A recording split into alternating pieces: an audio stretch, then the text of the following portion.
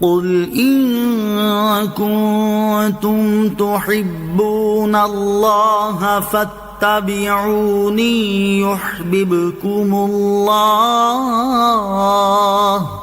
ترجمہ، اے حبیب فرما دو کہ اے لوگوں، اگر تم اللہ سے محبت کرتے ہو تو میرے فرما بردار بن جاؤ، اللہ تم سے محبت فرمائے گا۔ وبالوالدین احسانا، اور ماں باپ کے ساتھ اچھا سلوک کرو۔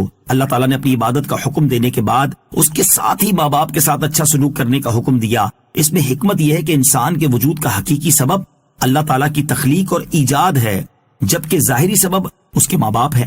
اس لیے اللہ تعالیٰ نے پہلے انسانی وجود کے حقیقی سبب کی تعظیم کا حکم دیا، پھر اس کے ساتھ ظاہری سبب کی تعظیم کا حکم دیا۔ آیت کا معنی یہ ہے کہ تمہارے رب عز و جل نے حکم فرمایا کہ تم اپنے والدین کے ساتھ انتہائی اچھے طریقے سے نیک سلوک کرو، کیونکہ جس طرح والدین کا تم پر احسان بہت عظیم ہے تو تم پر لازم ہے کہ تم بھی ان کے ساتھ اسی طرح نیک سلوک کرو۔ والدین کے ساتھ اس نے سلوک کرنے سے متعلق 12 احادیث، اس آیت میں والدین کے ساتھ اس نے سلوک کرنے کا حکم دیا گیا۔ اسی مناسبت سے ترغیب کے لیے والدین کے ساتھ اس نے سلوک کرنے اور ان کے حقوق سے متعلق 12 احادیث یہاں ذکر کی جاتی ہیں۔ نمبر 1، بخاری شریف کی حدیث ہے، حضرت ابو ہریرہ رضی اللہ تعالیٰ عنہ سے روایت ہے کہ ایک شخص نے عرض کی، یا رسول اللہ صلی اللہ تعالیٰ علیہ وسلم، سب سے زیادہ حسن صحبت یعنی احسان کا مستحق کون ہے؟ ارشاد فرمایا، تمہاری ماں، یعنی ماں کا حق سب سے زیادہ ہے۔ انہوں نے پوچھا پھر کون؟ ارشاد فرمایا تمہاری ماں۔ انہوں نے پوچھا پھر کون؟ نبی پاک علیہ الصلوۃ والسلام نے پھر ماں کو بتایا۔ اس نے پھر پوچھا کہ پھر کون؟ ارشاد فرمایا تمہارا والد۔ مسلم شریف کی حدیث ہے، حضرت عبداللہ ابن عمر رضی اللہ تعالیٰ عنہما سے روایت ہے کہ حضور اقدس علیہ الصلوۃ والسلام نے ارشاد فرمایا، زیادہ احسان کرنے والا وہ ہے جو اپنے باپ کے دوستوں کے ساتھ باپ کے نہ ہونے یعنی باپ کے انتقال کر جانے یا کہیں چلے جانے کی صورت میں احسان کرے۔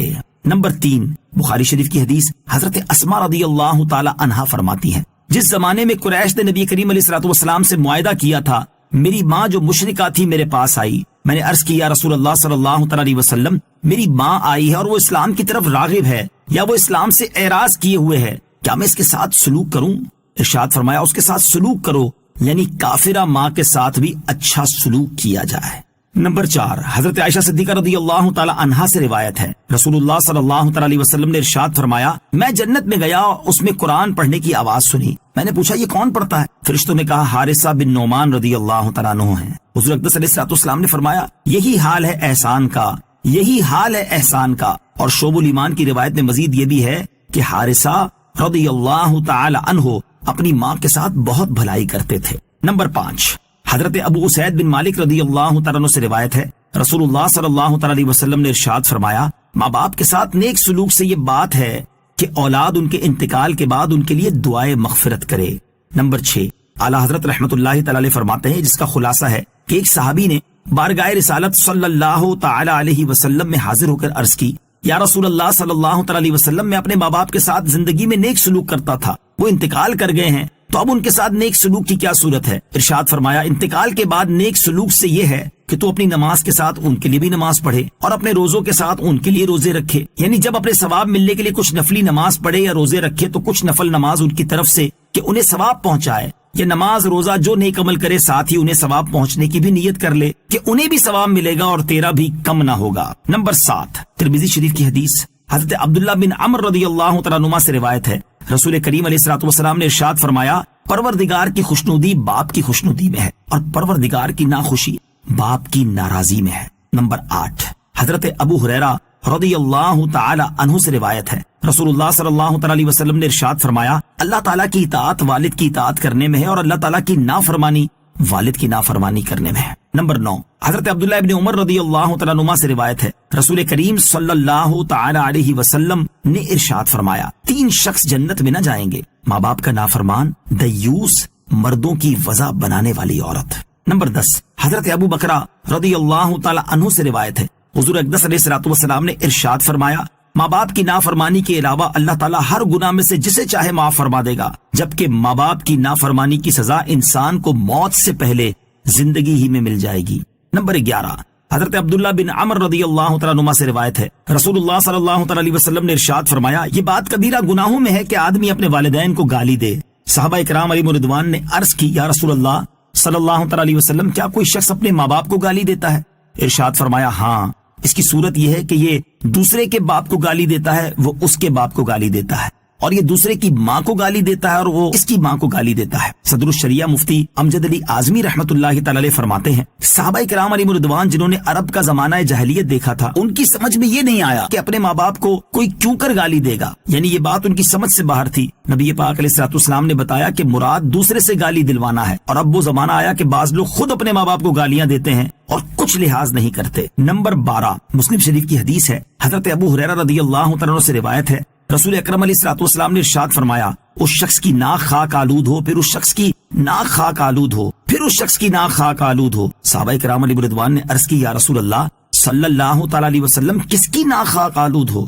ارشاد فرمایا، جس نے اپنے ماں باپ دونوں یا ان میں سے کسی ایک کو بڑھاپے کی حالت میں پایا، پھر وہ شخص جنت میں داخل نہ ہوا۔ اللہ عز و جل ہمیں والدین کے ساتھ نیک سلوک کرنے اور ان کے حقوق ادا کرنے کی توفیق عطا فرمائے، اور والدین کی نافرمانی سے بچائے۔ والدین کے ساتھ نیک سلوک کرنے اور ان کے حقوق سے متعلق مزید معلومات کے لیے فتاوی رضویہ کی جلد نمبر 24 سے رسالہ الحقوق لطرح العقوق، نافرمانی کو ختم کرنے کے لیے حقوق کی تفصیل کا بیان، اور بہار شریعت حصہ 16 سے سلوک کا بیان مطالعہ کیجیے۔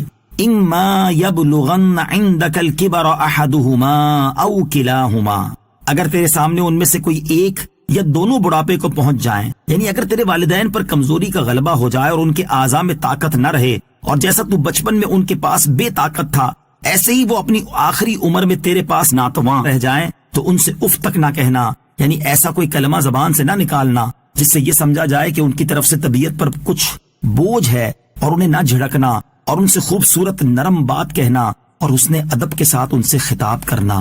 والدین سے متعلق اسلام کی عظیم تعلیم۔ یہاں آیت کی مناسبت سے 2 باتیں یاد رکھیں، ایک یہ کہ کوئی شخص ماں باپ کو ان کا نام لے کر نہ پکارے، یہ خلاف ادب ہے اور اس میں ان کی دل آزاری ہے، لیکن وہ سامنے نہ ہو تو ان کا ذکر نام لے کر کرنا جائز ہے۔ دوسری یہ کہ ماں باپ سے اس طرح کلام کرے جیسے غلام و خادم آقا سے کرتا ہے۔ ان آیات اور احادیث کا مطالعہ کرنے کے بعد ہر ذی شعور انسان پر واضح ہو جائے گا کہ والدین کے ساتھ اس نے سلوک کرنے اور ان کے حقوق کی رعایت کرنے کی جیسی عظیم تعلیم اسلام نے اپنے ماننے والوں کو دی ہے، ویسی پوری دنیا میں پائی جانے والے دیگر مذاہب میں نظر نہیں آتی۔ فی زمانہ غیر مسلم ممالک میں بوڑھے والدین ایسی نازک ترین صورتحال کا شکار ہیں کہ ان کی جوان اولاد کسی طور پر بھی انہیں سنبھالنے اور ان کی خدمت کر کے ان کا سہارا بننے کے لیے تیار نہیں ہوتی۔ اسی وجہ سے وہاں کی حکومتیں ایسی پناہ گاہیں بنانے پر مجبور ہیں جہاں بوڑھے اور بیمار والدین اپنی زندگی کے آخری ایام گزار سکیں۔